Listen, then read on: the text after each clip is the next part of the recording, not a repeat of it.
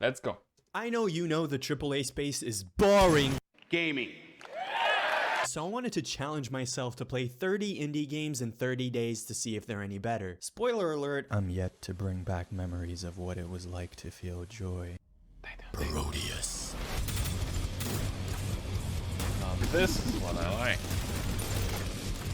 Whoa. Prodeus is basically Doom, and I'm always down for more Doom. Made by Whoa. only 2 devs, which honestly I have no idea how, this game combines the old school shooter aesthetic, even using sprites for enemies, with newer lighting and rendering techniques to come up with something that I was immediately sold on. Little did I know this was going to be one of the better shooters I've played in recent years and a certified gem, or glowing neon green skull straight out of the depths of How did you found those games? It still looks awesome. hell. Doom is one of my all-time favorites, so I'm definitely biased, but biased in a way that I like everything similar, or in a way that I scrutinize the similar thing more, I don't know. Prodeus does everything that Doom 2016 does, but one notch below. Doom is still Doom, but this game comes surprisingly close to nailing the formula. And when I say this, I'm not even talking about some specific thing I didn't like. Everything this game does is great, Wow. but ultimately it is just 2 dudes who made it, so you can't expect that 2 big dudes. budget level of depth and scale.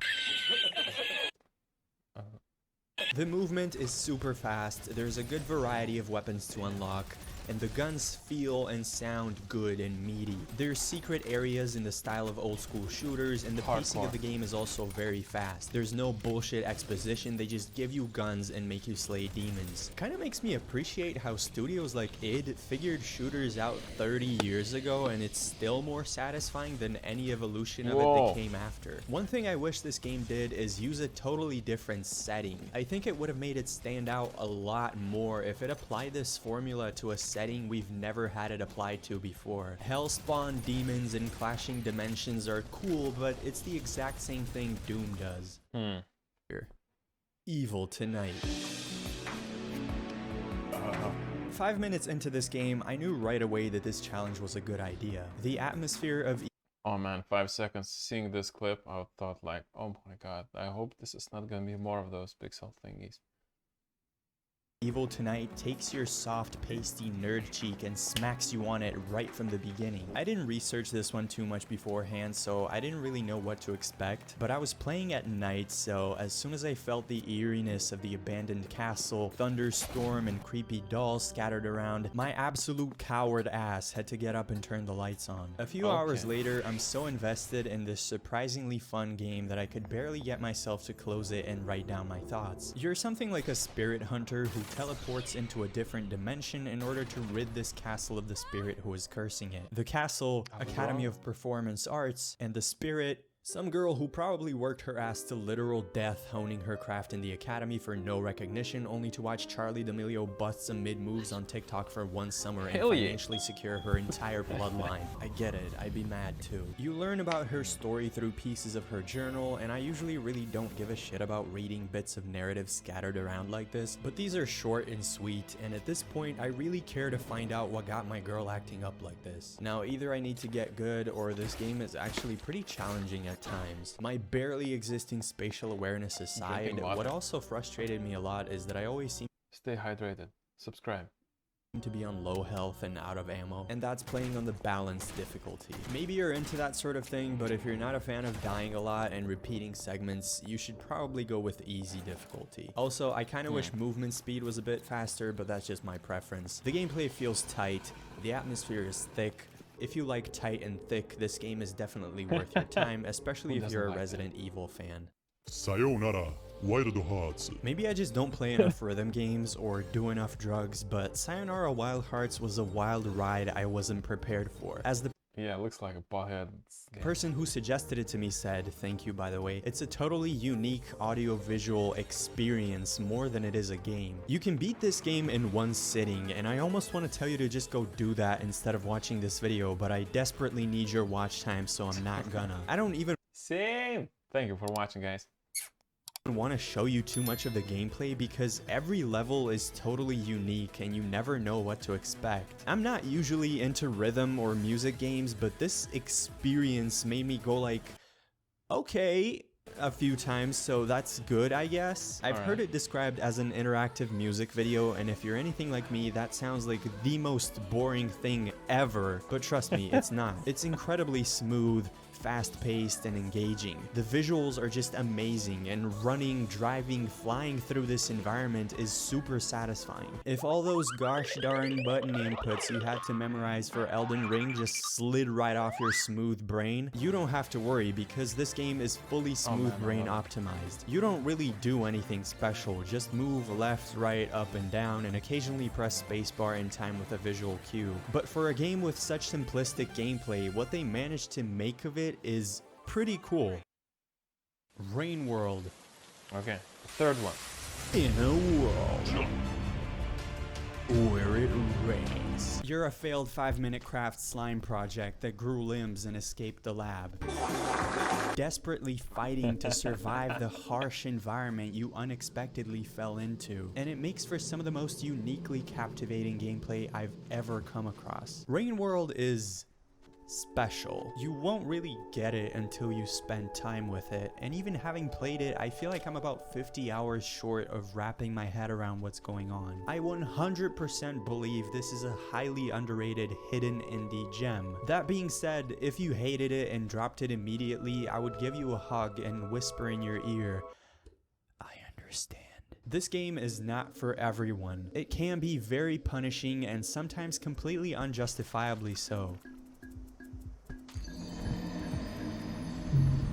Died? Some people get mad at that. I kind of think it's the fucking point. You're playing as a small, frail animal lost in a huge, scary world full of predators. There's no justice or fairness here. You're just trying to survive, same as every other creature roaming around. This anxiety that a small animal must feel at all times is portrayed fucking brilliantly, and it's unlike anything I've ever played before. What?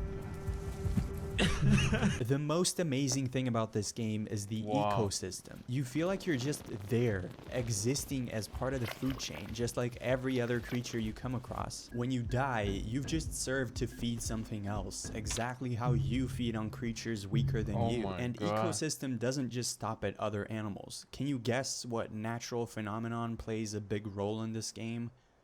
That's right, world. When it starts raining, getting shelter as soon as possible becomes your top priority. As you scramble, jump around, and squeeze through pipes to find a safe space, the bad weather intensifies and anxiety rises. If you thought other animals were a threat, Mother Earth itself can just swallow the ground you're standing on at any moment and kill every living thing on it.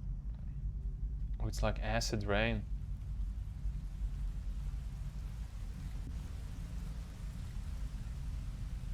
Or not.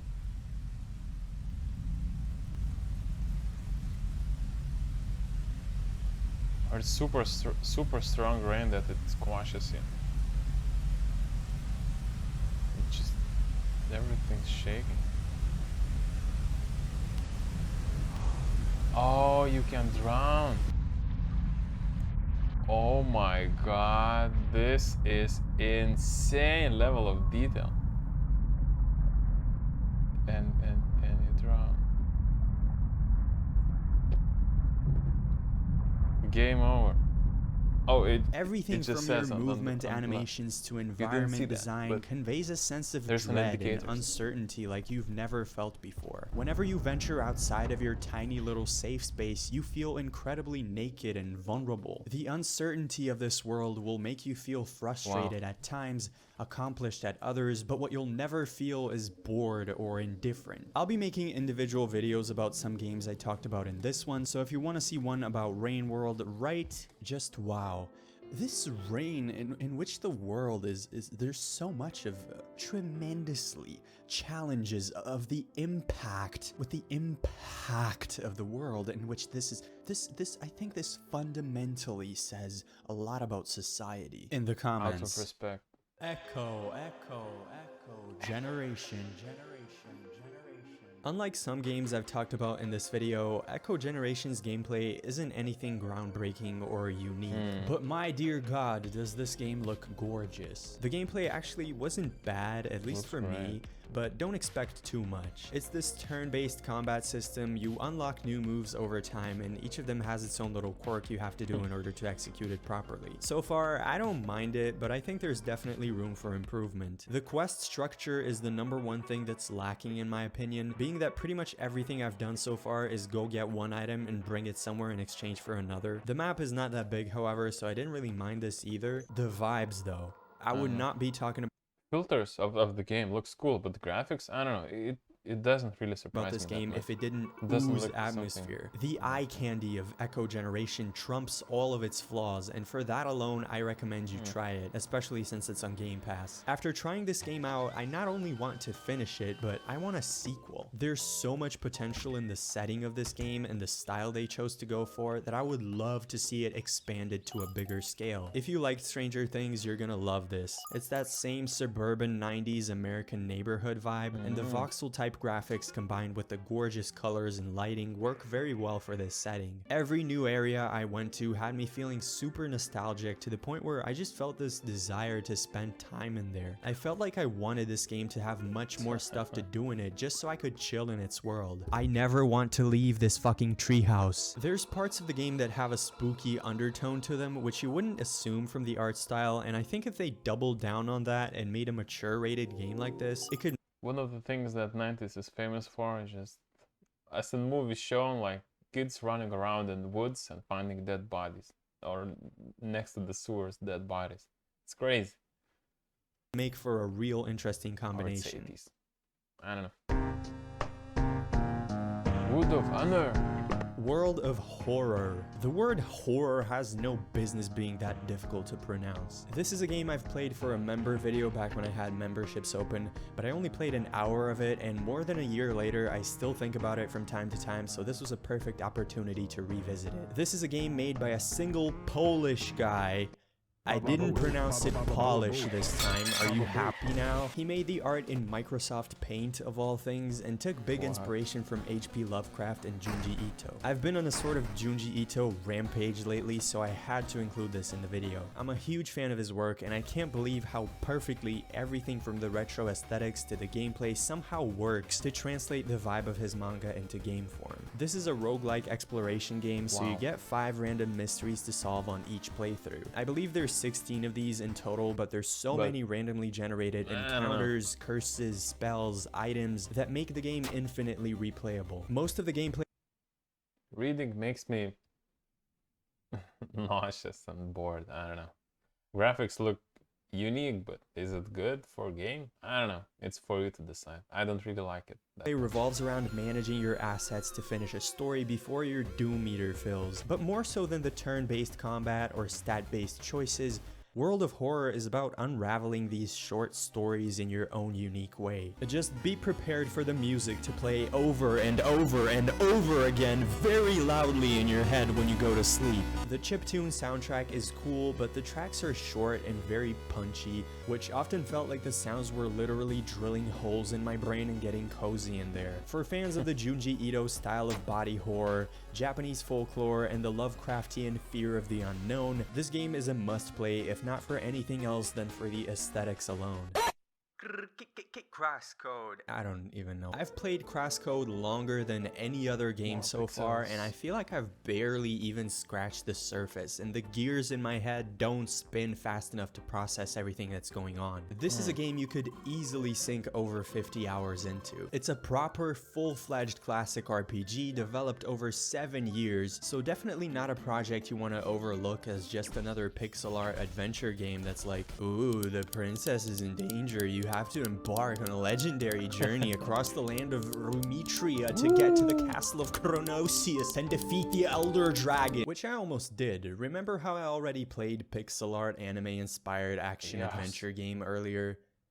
It's the same description. But in my search for games, I kept coming across people gushing over Crosscode, so I had to give it a shot. The thing that sold me on it is the demo. The game was made in JavaScript and uses some engine that utilizes HTML5, so you can play Crosscode in a browser. And you know a game is good when they let you try it out before you buy it, instead of doing everything in their power to show you only the 3 bits that are good. From the first moment you start controlling the character, it feels good. You move quickly, your attacks are smooth. You can dash or cool, though. twirl near endlessly. was Right not away, I expecting noticed the focus on responsive, fast-paced, and satisfying combat that you don't come across often. It's not just the combat though. Puzzles were actually challenging from the get-go. I'm usually not a puzzle guy, but I actually really enjoyed these. When I'm gonna be like 100 years old, I'm gonna look on those videos and see and think like, should I play those games? And I don't know.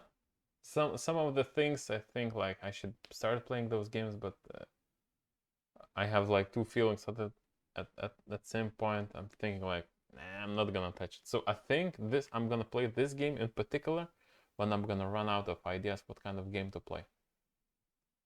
The game treats you like you have more than a couple brain cells. There's no hand-holding going on in combat or puzzles. It's so difficult to create situations in games that are actually challenging and not just using some cheap trick to make it seem so. And so far, I feel like Crosscode succeeds in this. Even though I'm not too far in, I can tell that there's a real memorable story waiting for me. The dialogues are super charming and characters full of personality. This is an isekai story, which means you're playing as a character who is in a video game. No, not like every other game. There's one more layer. There's a game in the game and you're in it. I'm having a hard time even keeping this segment brief. I feel like I'll have a lot more to say about Crosscode if I try to actually complete it, so maybe stick around for that. And while I'm subtly imploring you to stick around, why don't you leave a like and a comment as well.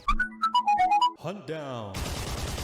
I'm down. This game is so straightforward that you can watch me play it for 5 seconds and predict this whole segment word for word. It's an old school arcade shooter and it comes with all the charm of one. You're just put in a place and told to go kill everything that moves. If you grew up with arcade games, you'll have a nice little blast from the past, and if not, you'll be introduced to a time when gaming was so much simpler. Looks like Cobra games back in the day. I never played these on actual arcades, but I did use that MAME thing, which is like an emulator, I guess. And how I remember those times is a friend calls me over, I bring snacks, and we spend the next 6 hours scrunched up next to each other with all 4 of our little hands on the keyboard shooting at bad guys. If you have friends, you can do the same here because Huntdown supports local co-op, which I love. The game is challenging and addicting, and I found myself wanting to go back to finish an area after I closed it.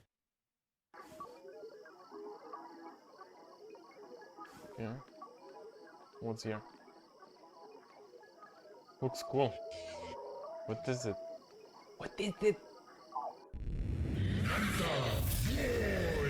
Is yet another criminally underrated game, if not for anything else then for its incredible aesthetics. You know your boy is a sucker for that neon drip. This game is a joy to look at, unless you have photosensitive epilepsy, in which case please don't. There's such a thick atmosphere of old school arcadey cyberpunk vibes, and you can tell the people in charge of the visuals knew what the fuck they were doing. The environments are beautiful, enemies are diverse, the lore and setting are intriguing and fun, and the soundtrack is phenomenal. It's not all about the surface layer either. There's actually quite a beautiful moving story here about Man, this TV set screen looks so awesome, right?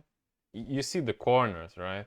This looks so beautiful. the creator of the digital kingdom. You unlock his memories bit by bit, from his childhood growing up in small town Japan to how he came to create this digital world. New face filters on Instagram today. I also found the combat and progression to be super satisfying. This is a Metroidvania type game. However, based on a few reviews I've read on Steam, Metroidvania fans don't seem too happy with it. I don't play too many of those, but based on those reviews, I wasn't sure if I was gonna enjoy Narita Boy and almost didn't even try playing it for myself. Well, it turns out after a few hours with this game, I didn't mind most of the stuff they complained about at all. Yes, you sometimes forget where you have to go and which key opens which door. The solution for me was to pay attention to the names, which I normally wouldn't do. Rather than struggling to try to figure out some minor thing, I did look up a walkthrough a couple times, and I don't feel like it took away from the experience. A big complaint was that the world is not fully open for backtracking, which to me as a non-Metroidvania fan is like, why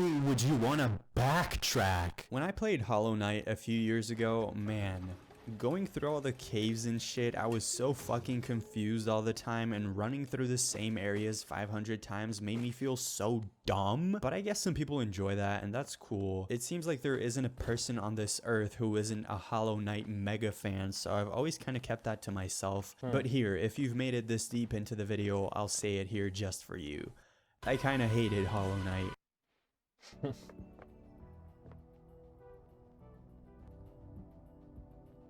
What? Wait a second.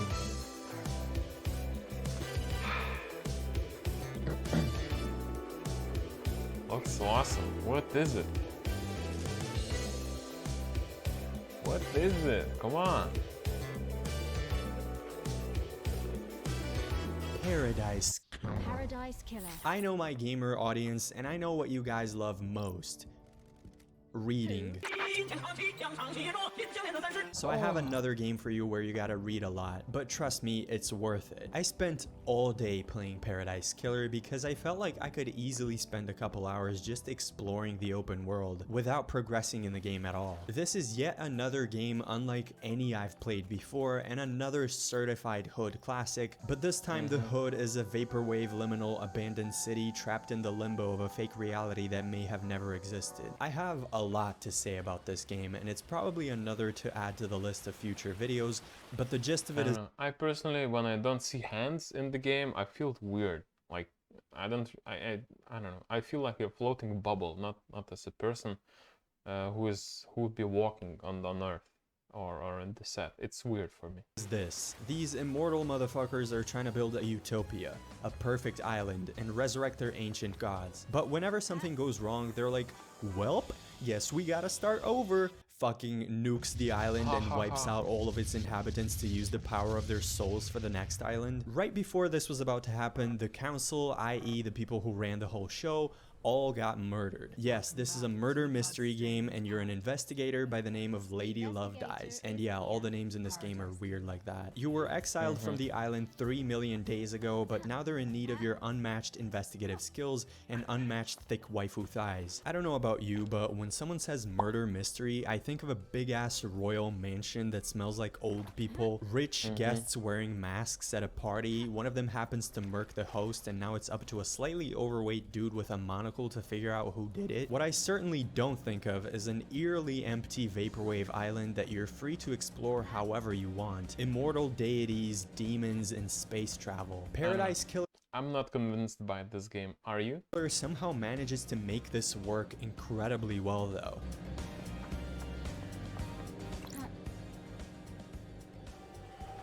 It masterfully weaves its story into the world itself and lets you unravel it bit by exploring and talking to the vibrant cast of characters. And all of them are sussy balls in their own ways. It's up to you, actual you, not your character, to figure out who you think the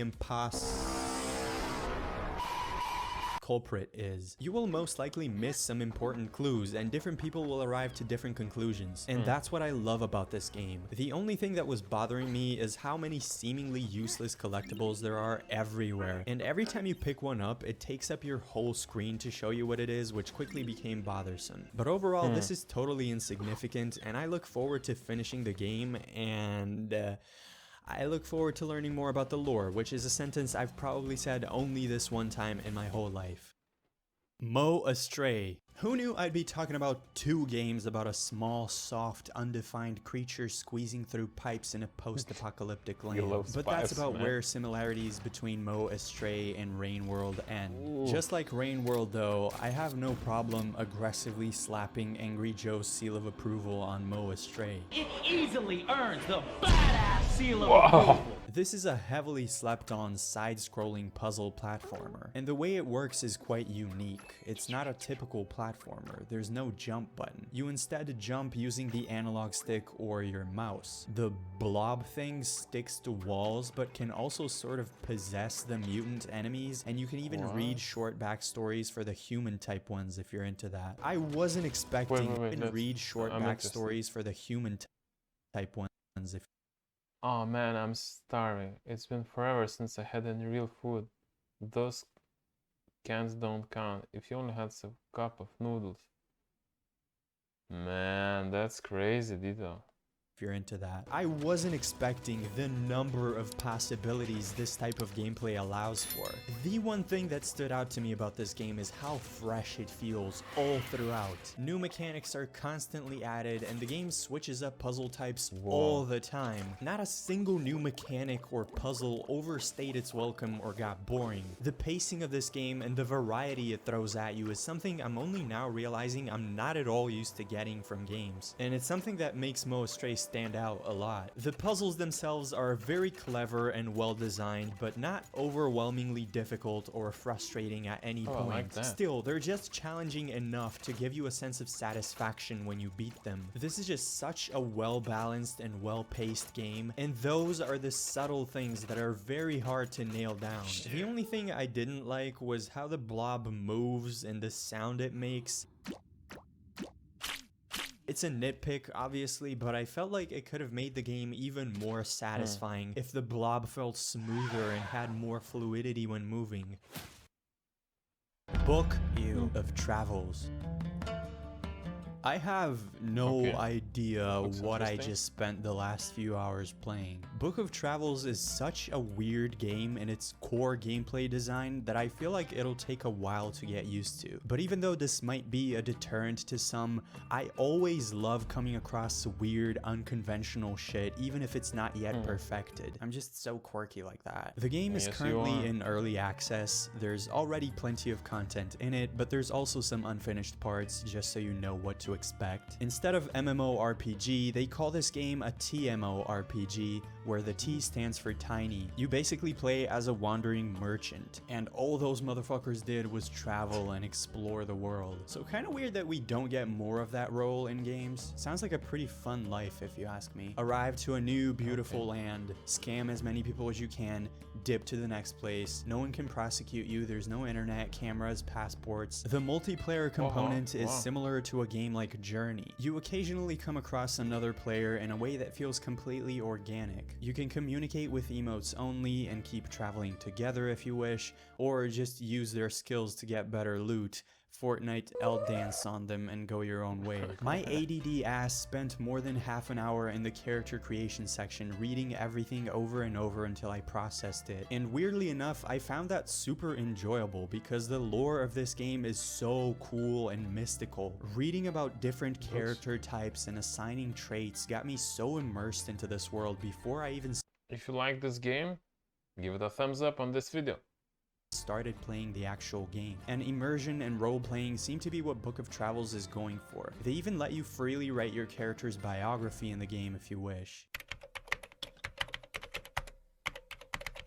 The art direction of this game, oh my god. The character designs are the coolest I think I've ever seen. There's so much personality being expressed through these simple images, and the style matches the lore perfectly. The world is also amazingly detailed. The game has a slow and relaxed pace, which allows you to explore and observe every nook and cranny, and all of it is so pretty. For a trading game, it's interesting that it has no currency. The only way to obtain items is to trade items of your own for them. I feel like Book of Travels introduced me to 1,000 different specs, stats, and mechanics throughout the beginning section, and I still haven't encountered most of them in the game. This is obviously a very ambitious project for what it is, which is usually not a thing you wish to hear when it comes to small indie games, but this one might be on the right track. Either way, even in its current state, it's a very unique experience that I think is worth checking out. Spookware. Let us go! I'm writing all of these impressions on different days, so I'm not exactly sure how many times I said a game has personality and character throughout this video. Guys, stay hydrated.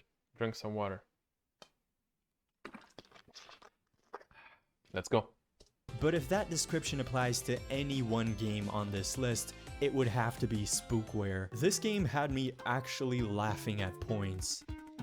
Do you know how hard it is for any outside stimulation to reach that spot in me? I am not kidding, I am dead inside. And the best part is, there's even more to Spookware than its genuinely funny writing and charismatic characters. The vibe this game captures is exactly the sort of shit that makes me want to write a 20-minute video about it. I have to admit, I've come across this game a few times while looking for games for this video and completely overlooked it because I wasn't really blown away by how it looked. In fact, neither the screenshots, videos, or description of this game sold me on it. Only when I actually played it did I realize what cool fucking game I almost missed out on. The PS1 VHS recording graphics are amazingly pretty to look at, and unlike any game I've played before, and you don't really get that until you control it yourself in full screen. You know how sometimes you can tell that a studio tried to go for a certain mood, but they couldn't really capture it fully? Like, there's things that break the illusion, so to speak. Like when you type in VHS effect tutorial on YouTube, and all of them just take a fucking 4K video, nudge the RGB channels around a little, and call it a day. I get zero of that with Spookware. Every design choice that they made fits perfectly into the vibe they were going for. Okay, so regarding gameplay, I've seen the game compared to WarioWare.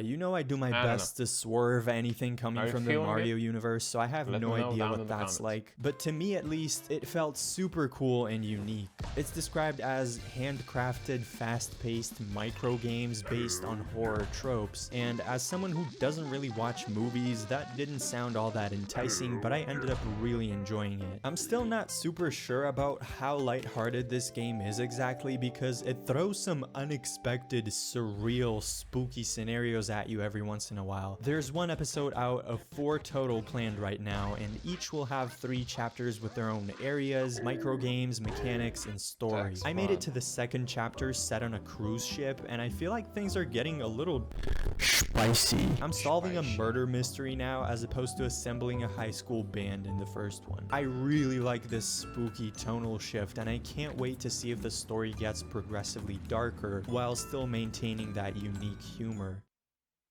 Do not sleep on Yuppie Psycho. This game is so much more special than I thought it would be. I saw someone recommend it, it had good Steam reviews, so I just aped in and got it without looking into it much. Well, it completely blew my expectations out of the water. Firstly, in how I did not expect that these innocent looking pixels would have me shitting my pants for the majority of the time I spent playing. And secondly, the game just feels so well put together. You ever just fall in love with a game's menu screen and opening cinematic? What? That would never happen to me. Really?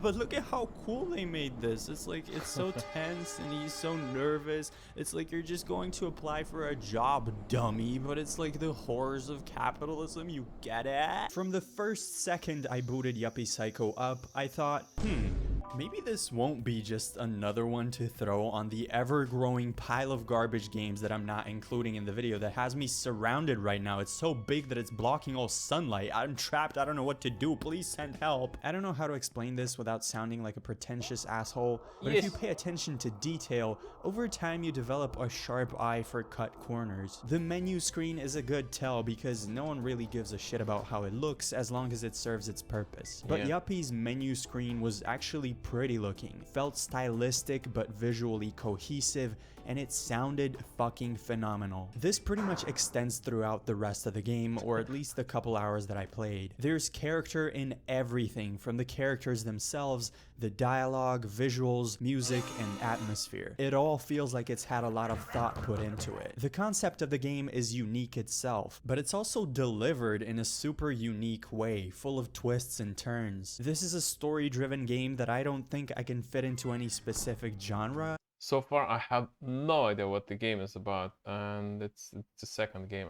I didn't really understand. It can be fucking hilarious at times, but also like any other super game. tense and scary, but also both at the same time. It's just way too real at times, but also there's paranormal demons and you go inside of a computer. You're this average guy at the bottom of the social scale, and there's literally a ranking scale.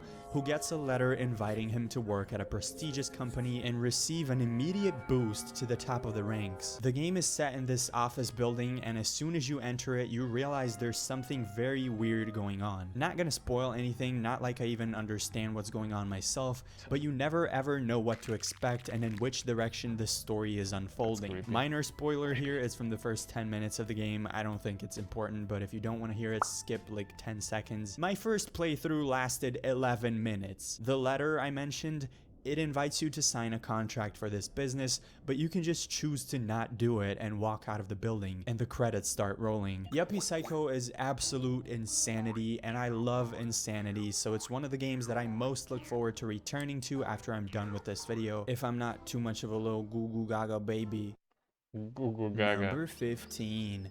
Phoenotopia Awakening. Right. Every new game I play for this video, I'm like, okay, now this is my favorite game from the video. So Phoenotopia, being the last game I'll play, is my favorite game now. There's one word that comes to mind to describe it: magical. You know how game reviewers really like the words perfect blend? Phoenotopia Awakening is a perfect blend. I'm not sure what it's blending, but it does it perfectly. It really is a game that you experience by feeling, so I can't quite put into words what it is that makes it special. It somehow transports you back to a time when you still actually enjoyed games, and when pixelated RPGs felt like huge magical worlds brimming with adventures waiting for you. Yeah, because it's that like was your the favorite top. childhood RPG, but upgraded so that it makes up for the imagination you lost along the way. Instead of you having to fill in all the details, the game does it for you. Just look at the animation of your main girl waking up. Oh, yeah, Isn't wow. this the cutest shit you've ever seen? I'm starting to Sure. notice that details leave more of an impression on me than the overarching story or gameplay mechanics. Like, of course those are important, but can the chicken I just viciously beat up shit on my head in retaliation and deal damage? Stuff like that makes me do that stupid surprised grin and makes me want to share that excitement. Honey! Come here, let me show you how this chicken just shat on my head. Plot structure, game mechanics, it's all gotten very repetitive, but it's the details that can be much more unique and specific to the game you're playing, and that's what gives it life. And graphics are Phoenotopia is sick. vibrant, colorful, and full of life. Minor story spoiler again, skip. First thing that happens, you get to briefly meet all of these villagers and have cute conversations with them. And then they all get abducted by aliens. So now here I am missing all these people that I barely got to know, and actually feeling like I'm just here in this empty village with a bunch of kids who are now my responsibility. I've only unlocked the basic 2 weapons so far, and even running around with nothing but a wooden bat and a kid's slingshot, I'm really enjoying the gameplay. There's a nice balance of puzzles, combat, platforming. It all just feels cohesive and well put together, which is no surprise because this is a remake of an older Flash game, so I guess the devs learned a lot from the previous project. Anyways, you want a cozy old school RPG that you can sink many hours into, go buy this game. Jesus Christ, this video is done. I started working on it in December. Can you believe that? Of course, it didn't take me 7 months to make. I've just been going through some personal stuff, but it feels like it took 7 months to make, especially with like probably almost 100 games that I played that I didn't include in the video. And don't even ask why. And go get one of the games I talked about and enjoy it. This was like 38-minute video. It was a breeze watching something new. And those games, they look stunning. This video was long enough. So if you like this video, thank you for watching, and let's just go. Let's like, share, and subscribe as always, and see you guys soon. Ciao.